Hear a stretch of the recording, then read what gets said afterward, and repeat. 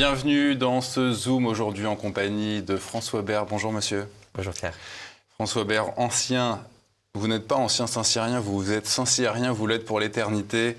Vous êtes par contre ancien officier parachutiste de la Légion étrangère, même si spirituellement encore vous le restez. Vous avez créé la société Edelweiss RH en 2011, puis l'école du discernement en 2019, qui forme notamment les commissaires de police et les directeurs pénitentiaires. Alors après un essai intitulé Le temps des chefs est venu, puis votre premier roman, Cote 418, voici le deuxième publié chez Edelweiss, Les feux de Notre-Dame.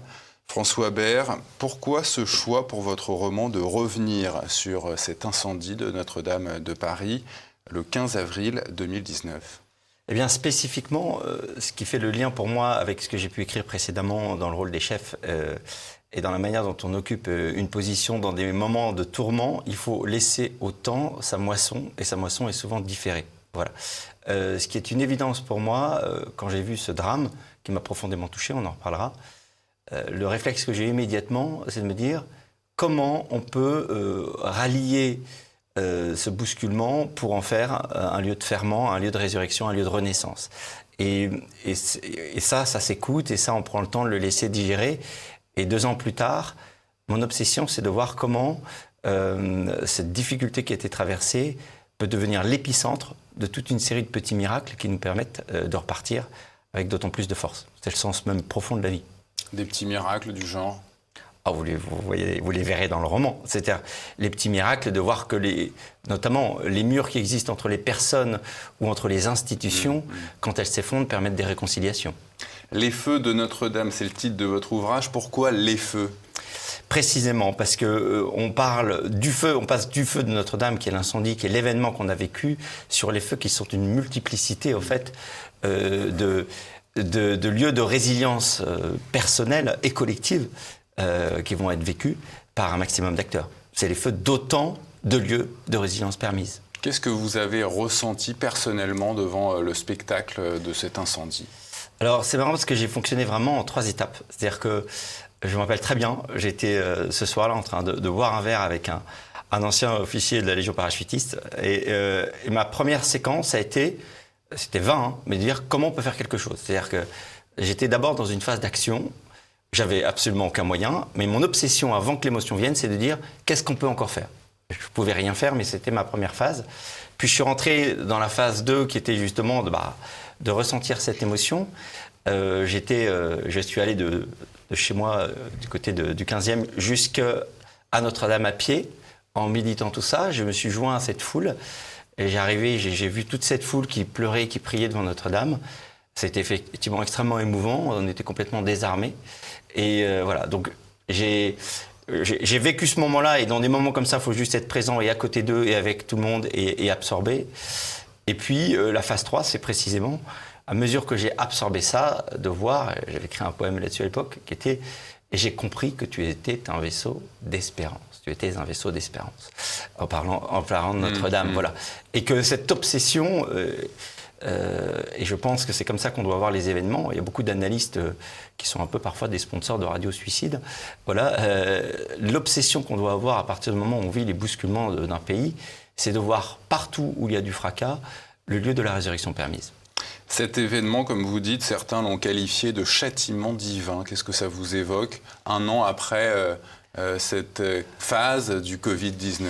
Moi, je ne crois pas au châtiment divin. C'est-à-dire que, en tant que chrétien, je crois en un Dieu d'amour infini qui va nous faire passer. On a tous des épreuves, on a tous des bousculements, on vit tous des drames.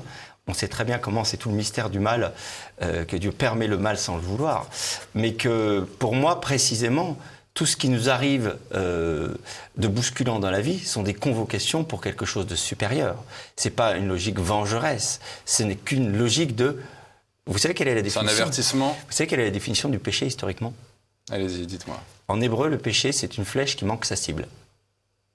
Ça ne veut pas dire « Ah, tu es dans la catégorie des bons ou des mauvais ». Tu dois te perfectionner. C'est « essaye encore ». Eh bien, quelque part, les bousculements qu'on a dans la vie, que ce soit au niveau individuel ou au niveau national, c'est de dire « Regarde, ta démarche, elle a peut-être, en apparence, elle a l'air bien, elle ne te rend pas heureux, elle n'est pas alignée à ta source ». Pour moi, les fracas de la vie sont des convocations à se réaligner à sa source. L'un des protagonistes de votre roman, à propos de ce que représente Notre-Dame, à ces mots, je le cite, « C'est quelque chose de plus puissant, de chrétien et de terrien à la fois, de spirituel et de familier, de français en somme. Je ne vois pas comment mieux le résumer. C'est quoi ce quelque chose de français ?» Vous voyez, ce qui est très intéressant, c'est qu'on peut passer des heures à définir ce qu'est français. Et il y a deux choses qui vont m'interpeller, c'est que souvent on va définir en fait en creux ce qui est français, c'est quand précisément ça nous manque, et ce qui fait qu'on peut être profondément ému quand on croise un compatriote dans des situations à l'étranger ou dans des situations difficiles. Il y a ce je ne sais quoi qui nous unit. Et la deuxième chose, c'est que la France, c'est long de construire une nation, et la France est quand même un exemple très intéressant, notamment dans le concert européen, d'une des plus anciennes nations qui a existé en tant que telle bien avant les autres. Regardez, ne serait-ce l'Allemagne, l'Italie, qui étaient quand même des conglomérats de principautés ou de régions, de cités ou de régions. Et la France s'est vraiment construite pour moi dans un mélange assez unique, à la fois de grande ferveur, d'esprit combatif très développé, mais aussi beaucoup d'humour, de beaucoup d'autodérision, de passion et de rigueur. Vous voyez, on est le peuple le plus cartésien de la Terre et en même temps, on est un peuple passionné. Et vous voyez, cet ensemble que je viens qui a été décrit dans le texte, cet ensemble est très intrinsèquement français, c'est-à-dire précisément... La raison grecque et la miséricorde chrétienne. Oui, après on pourra aller sur les fameux mères patries, Rome, Athènes, Jérusalem, voilà, et goût de la culture là-dessus. Mais c'est vrai qu'il y a dans cette espèce de folie raisonnée et de capacité à tout de suite aller retrouver... de la ferveur, de la fougue, même si la raison a abdiqué, il y a quelque chose pour moi d'intrinsèquement français. C'est les deux jambes de la France. Oui. Cette part d'enfance qui se réveille après l'incendie chez le héros de votre roman, beaucoup l'ont ressenti. Est-ce que vous aussi, et pourquoi vous l'avez ressenti ? Oui, vous savez, là, j'ai dit que j'avais écrit un petit poème après cet incendie, et qui commençait comme ça. « Je t'ai pleuré, grand-mère de ma foi ». En fait, quand Notre-Dame est tombée, pour moi, c'était ma grand-mère. C'est l'impression que ça m'a faite. Et ce qui m'a assez bouleversé, c'est de voir comment c'était partagé, cette sensation d'une grand-mère disparue. Vous voyez, d'ombre tutélaire, de présence à la fois solide et tendre, qui nous environne à l'intime, qui nous construit à l'intime de nous-mêmes. Et même les étrangers ont ressenti ça, ont ressenti qu'il y avait de ça en France. Vous voyez, et ça... c'est tellement, ça vient tellement des profondeurs que c'est de l'enfance qui demeure. Des étrangers qui ont reçu, qui ont été bouleversés par l'incendie, mais pas que. Il y a aussi ces Français et ces étrangers athées. Comment vous expliquez qu'eux aussi puissent être touchés par cet incendie ? Parce que, et c'est ça qui est intéressant d'ailleurs, c'est que dès que quelqu'un prend le temps de rentrer un peu dans le rythme de la France, en dépit des combats idéologiques absurdes qui martèlent souvent notre vie politique, c'est que les gens se laissent gagner par cette espèce d'harmonie des siècles, par cette présence qui existe depuis toujours, dont on ne peut pas forcément, sur laquelle on ne sait pas forcément mettre des mots. Mais regardez par exemple comment Marseille, qui est une ville très cosmopolite, est universellement proche de Notre-Dame de la Garde. Parce que ça fait partie de la structure du paysage et la structure de l'intime, là encore. A contrario, certains Français se sont, entre guillemets, réjouis de cet incendie. J'ose même pas répéter les mots, mais qu'est-ce que ça vous a fait ? Ça m'a fait que c'était... en fait, j'ai pensé plutôt que c'était des pauvres gens. C'est-à-dire qu'on les avait privés du plus grand trésor possible pour qu'ils en soient là. Qu'ils en étaient à la marge la plus absurde et la plus limitée de l'idéologie, alors qu'ils avaient un trésor sous leurs yeux. Et ce que ça m'inspire, c'est que tous les gens, et notamment tous les politiques chez nous, qui nient cette part d'héritage culturel éblouissant, en fait, sont des salopards de priver toute une partie de la population française de ce trésor. Et on ne va pas dire ce qui se passe dans le roman, mais pour moi, c'est précisément... c'est ça la revanche de la charité. Tu me donnes ta haine, je t'apporte de la charité. Je t'apporte de la charité et je te donne les profondeurs qui te manquent pour qu'enfin tu sois connecté à quelque chose qui te rendra heureux et vivant. Cette place de l'invisible, François Bert, elle perd du terrain depuis des décennies, voire des siècles dans notre pays. Vous l'expliquez comment ? Bien sûr, après il y a le cas qui est spécifiquement français, du fait qu'on a une nation qui, depuis la Révolution française, a vraiment voulu couper ce lien historique. C'est un peu entêté dans une laïcité qui est un laïcisme, et de croire qu'en fait, proposer aux gens par obsession de les écarter du champ religieux, proposer un néant et faire une unité sur la sécurité routière et les gestes barrières, vous voyez, cette absence de lieu de ralliement a fait que petit à petit, les gens se sont repliés, que d'ailleurs d'autres veulent prendre le relais, et que pour moi, ce qui est intéressant, ça va toujours être l'analyse, je la fais clairement, on voit comment il y a eu ce côté très français de jeter le bébé avec l'eau du bain. On peut être laïque au niveau religieux et être chrétien culturel, parce que c'est la réalité française. On peut parler des heures. Liberté, égalité, fraternité, c'est 3 principes chrétiens, profondément. Et il y a un moment donné, il faut savoir d'où viennent les choses. Donc on ne peut pas se couper de cette origine-là. Mais mon sujet va être toujours l'analyse faite de voir comment on réembarque. L'avantage de la béance et du néant dans laquelle on est, c'est que la soif est démesurée. Et que quand vous arrivez, non pas sous un axe idéologique, l'idéologie clive. La vie politique cherche tout le temps des lieux de débat pour cliver les gens. Mon obsession, c'est le ralliement. Et c'est pour ça que j'ai écrit ce livre comme un livre de renaissance et de ralliement. Quand vous donnez des beautés à partager, des beautés à voir, des beautés à expérimenter, qui sont comme par hasard des beautés qui viennent résonner à l'intime, parce que la cathédrale extérieure, elle fait un écho particulier aux cathédrales intérieures qui se sont soit jamais construites, soit qui se sont effondrées.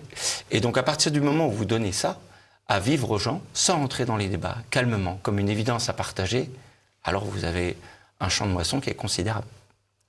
À la suite de cet incendie, on a entendu notre président de la République affirmer qu'il la ferait reconstruire encore plus belle qu'elle n'était à l'origine. C'est de l'arrogance, c'est quoi ? Ce serait un constructeur de vitrail qui aurait oublié que c'est la lumière qui fait la beauté du vitrail. Vous voyez, et qui voudrait mettre tellement de plomb pour rappeler que c'est lui qui le fait, qu'il ne se rendrait pas compte à quel point il veut l'obscurcir. Voilà. Et donc, pour moi, si elle est déjà à l'identique, ce sera déjà très bien, d'une part. Et donc, l'idée, c'est plutôt de se mettre en héritier que comme celui qui va accaparer l'attention pour lui. La deuxième chose, c'est que, encore une fois, la beauté d'un monument comme celui-là viendra de la ferveur qu'on y entendra. Et la ferveur, elle pourra être religieuse. C'est sa destination première. Mais elle pourrait être tout simplement patriotique, elle pourrait être tout simplement un cri d'admiration devant la beauté considérable que représente cela. Au passage, je pense qu'on n'a jamais rejoint un art populaire aussi puissant que celui-là. Parce qu'aujourd'hui, on décrit certains arts dits populaires de gens qui... Vous voyez, vous prenez le rap, par exemple, on le décrit souvent comme le tag, comme un art populaire. Non, c'est une tag, c'est une frange, justement, qui unit pas. Une cathédrale, elle va unir les vieux, les jeunes, les gens de tout corps de métier, les gens de toutes origines, vers quelque chose de vertical, vers quelque chose qui hisse le collectif et qui a d'autant plus de poids que justement les gens ne cherchent pas à accaparer l'attention dans ce collectif sur leur personne. Au contraire, tout est fait, ce qu'on voit dans toutes les cathédrales, gratis pro deo, tout est fait vers une transcendance qui dépasse tout le monde. Et encore une fois, sans être forcément obligé de croire, simplement parce qu'on est partie prenante d'un hissement collectif. Alors évidemment, à la suite de cet incendie, les pouvoirs publics ont ouvert une enquête. Comment se fait-il qu'on n'ait pas encore son résultat ? Alors là-dessus, moi, je suis pas policier. Je ne peux pas avoir les éléments de réponse là-dessus. C'est toujours pareil pour moi. C'est-à-dire qu'on peut conjecturer pendant très longtemps sur le sujet. L'unique sujet qui me préoccupe, moi, c'est comment, quelles que soient les causes, on en fait quelque chose de fécond pour tout le monde. C'est-à-dire que là aussi, on perd souvent 2 fois quand il y a des événements en France. On perd quand on les a laissés advenir sans protéger ce qui devait être protégé. Mais on perd surtout quand on passe une énergie considérable à vouloir faire la lumière sur quelque chose, alors que la lumière, il faut la donner sur l'avenir. La lumière, encore une fois, il faut la faire passer dans le vitrail, même s'il est fracassé. Il faut refaire venir la lumière. Et donc là-dessus, mon unique sujet, c'est comment, c'est ça notre revanche, comment, en dépit de ce drame apparent, on en fait un lieu, encore une fois, de renaissance, de résilience et personnelle et nationale. Et que le seul sujet qui devrait nous préoccuper, c'est comment la construction de Notre-Dame, bien avant d'être un débat d'architecte ou un débat policier, soit d'abord un débat d'un élan collectif, des moyens de créer un élan collectif sur ce qu'elle représente. C'est une chance inespérée pour moi d'avoir un symbole si symptomatique de la culture française et si capable de rassembler toutes les horizons possibles. On devrait en faire un lieu de ralliement exceptionnel, plutôt que de diviser les gens. C'était le 1er mai qui avait suivi cet incendie, il me semble. Jean-Marie Le Pen, dans la rue, devant un public, avait parlé d'incendie criminel. Ça serait quoi le motif pour mettre le feu à un tel établissement? Encore une fois, je pense que les motifs peuvent être démultipliés pour faire cela. Je pense qu'on fait gagner les malfaisants quand on leur donne toute la place qu'ils ont dans leurs mauvaises intentions. On vainc contre eux quand on est capable de dépasser cela pour en faire une victoire d'après. Moi, j'enseigne beaucoup les dirigeants de toutes catégories. J'appelle ça l'intelligence du rebond. L'intelligence du rebond, c'est quoi? La matière opérationnelle, elle n'est pas bonne ou mauvaise, elle est rebond. C'est comment, du mal de la veille, on fait le bienfait du lendemain.